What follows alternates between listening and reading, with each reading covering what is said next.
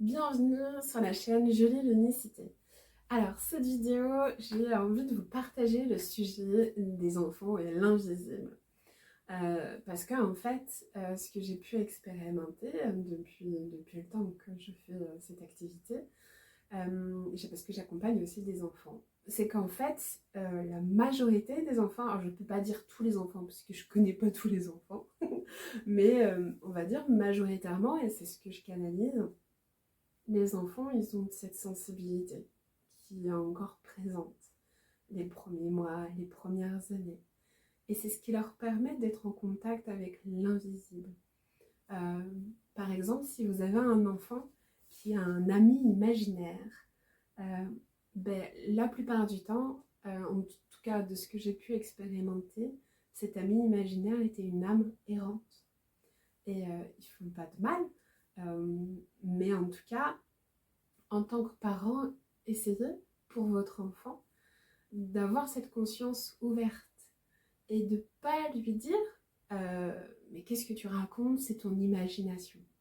Parce que en disant ça et en pensant ça, l'enfant il va couper son troisième œil et, euh, et en fait il se mettra en route un système de protection vraiment lié au mental et coupé de son âme à force. Donc voilà, il y a aussi, ils ont aussi cette capacité à voir donc l'invisible, comme je vous disais, donc dans la forêt. Si vous parlez de lutins, de fées, bah c'est qu'ils les voient. Voilà, en fait, on confond l'enfant avec l'imagination. On dit, bah, mon enfant, il imagine des choses. Alors oui, il y a des moments où un enfant peut construire des images dans sa tête, parce que c'est ça l'imagination. En fait, l'imagination, ce sont des images créées par le mental. Sauf que la majorité des enfants, c'est pas de l'imagination, c'est qu'ils arrivent juste à voir et à ressentir en fait l'invisible. Et les dragons, les fées, les lutins, bah, ils existent vraiment. Sauf qu'on est dans une société qui croit qu'en ce qu'ils voient, et comme en fait leur part féminine euh, est invisible et fermée parce que égale insécurité, on ne peut pas le contrôler, on ne peut pas le maîtriser, bah, ils n'y croient pas. Sauf que on croit bien à l'électricité alors que le courant électrique qui passe, on ne le voit pas. On croit bien aussi à l'empathie, alors que l'empathie, c'est une émotion de quelqu'un que l'on ressent et on ne voit pas en fait l'émotion qui passe d'une personne à une autre. Donc en tout cas, avec vos enfants, n'hésitez pas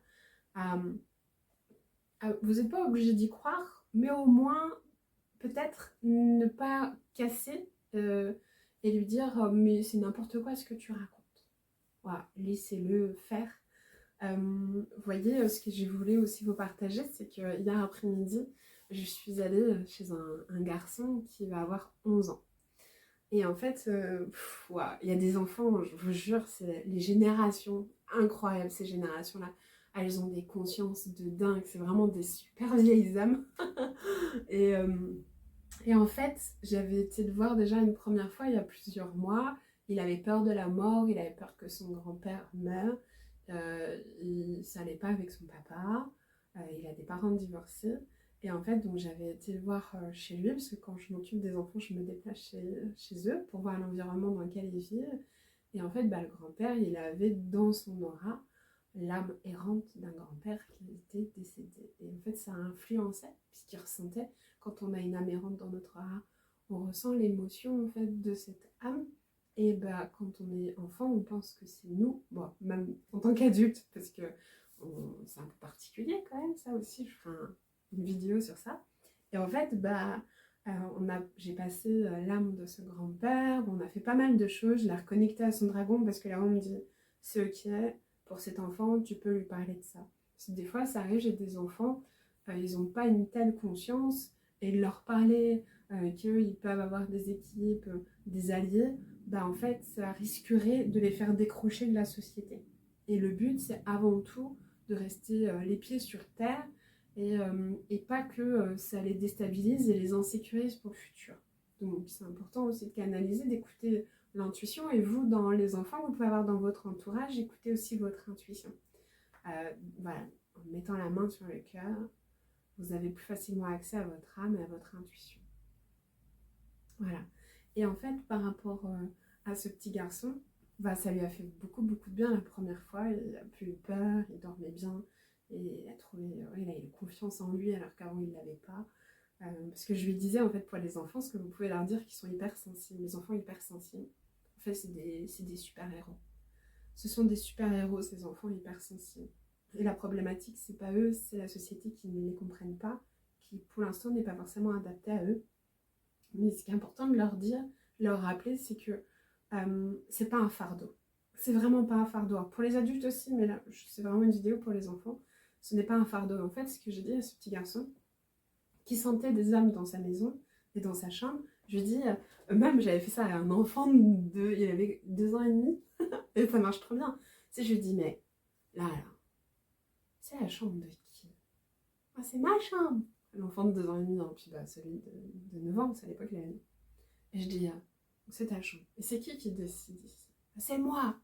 Bon bah alors, c'est toi qui décides, donc c'est toi qui dis si les personnes et les âmes et les énergies qui rentrent dans ta chambre, c'est toi qui décides.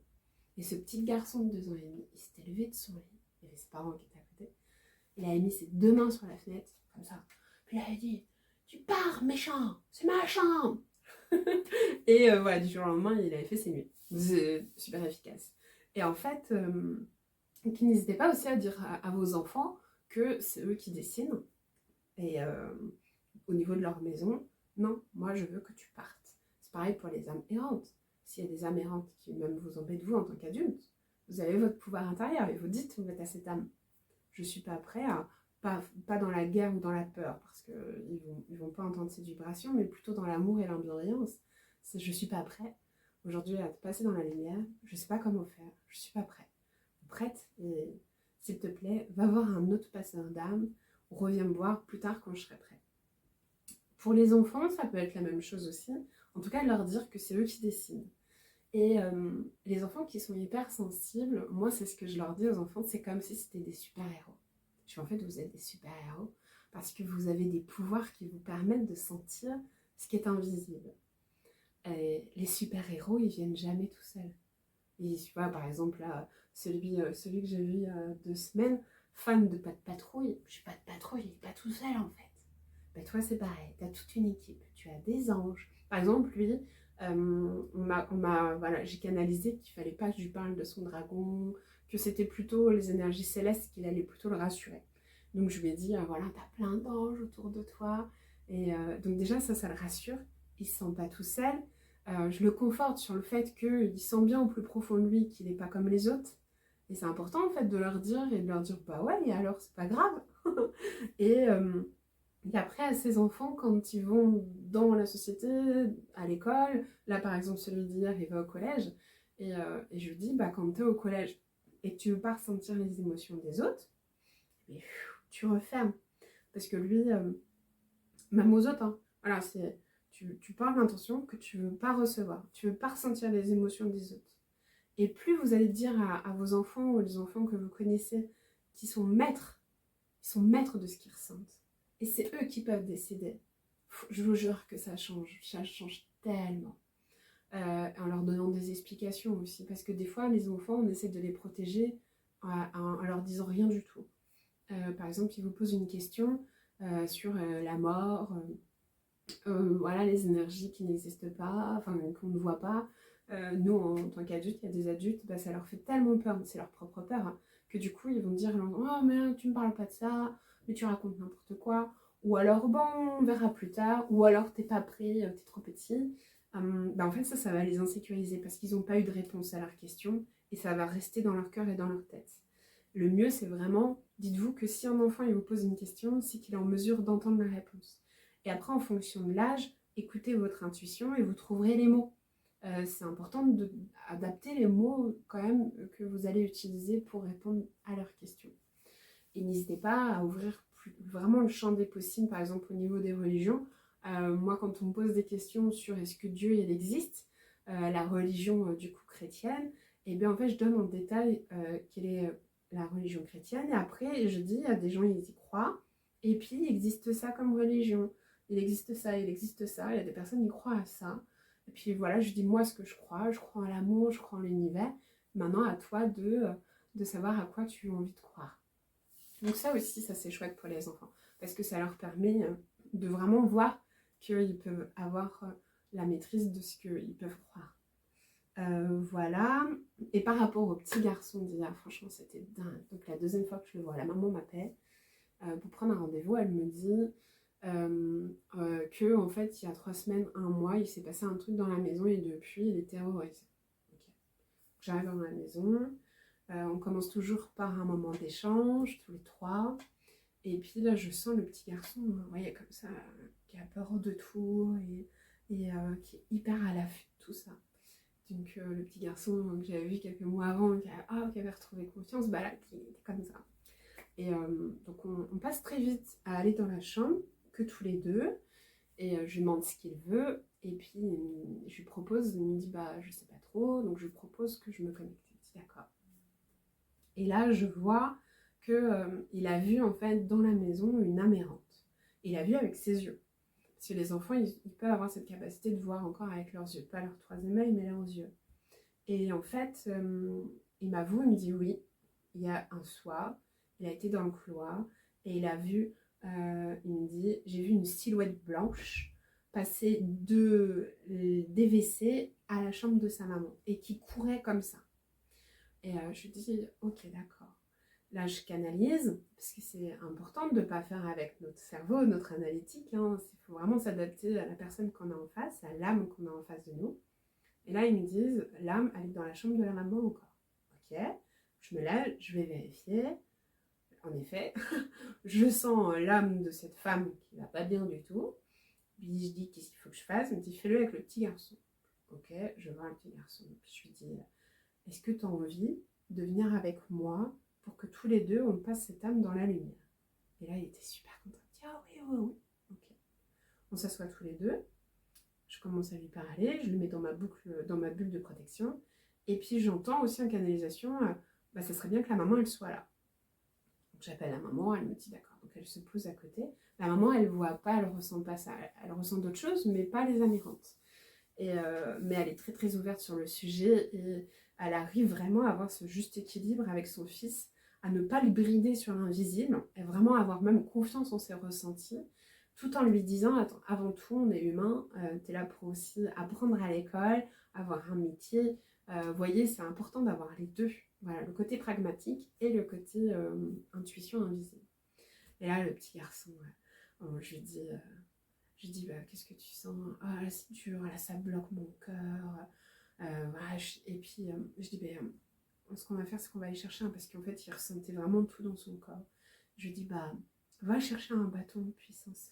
Est-ce que tu en as un bâton de puissance? Et puis, tu as la maman qui rigole et qui dit, ah, bah, attends, je vous dis pas son prénom, ce petit garçon, mais il en a plein de bâtons. Il a plein de bâtons.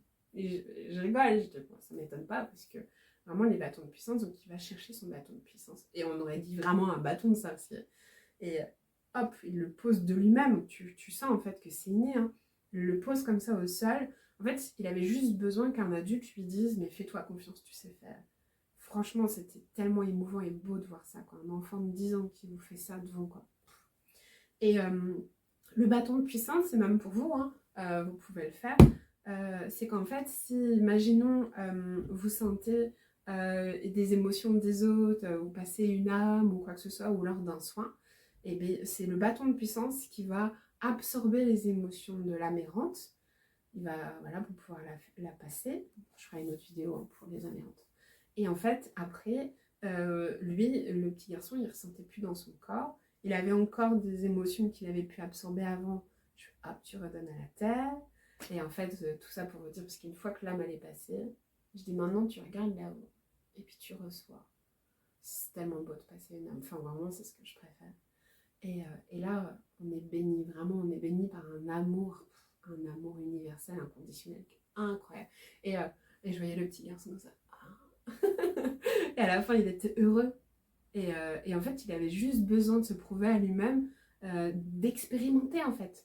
Qu'au début, en fait, au final, les émotions lourdes et tout, c'est ce qu'il y a de plus dur. Et plus on a conscience, et surtout une prise de pouvoir. En fait, c'est ça qui est hyper important pour les enfants qui sont hyper sensibles et qui captent l'invisible. C'est leur dire que tout ce qu'ils sentent, tout ce qu'ils voient, c'est qu'ils sont en mesure de le surpasser. n'hésitez pas à faire appel autour de vous à des passeurs d'âme, des thérapeutes, pour qu'ils aident, ou même vous-même, pour que l'enfant il puisse avoir confiance en lui. Surtout ne bridez pas vos enfants parce que ça va être encore pire. Et en fait, il va encore moins avoir confiance en lui et il va se sentir complètement en insécurité dans tout ce qu'il peut ressentir sans pouvoir les maîtriser. Donc voilà ce que je voulais vous dire. Je vous fais plein de gros bisous à tous et à tout bientôt.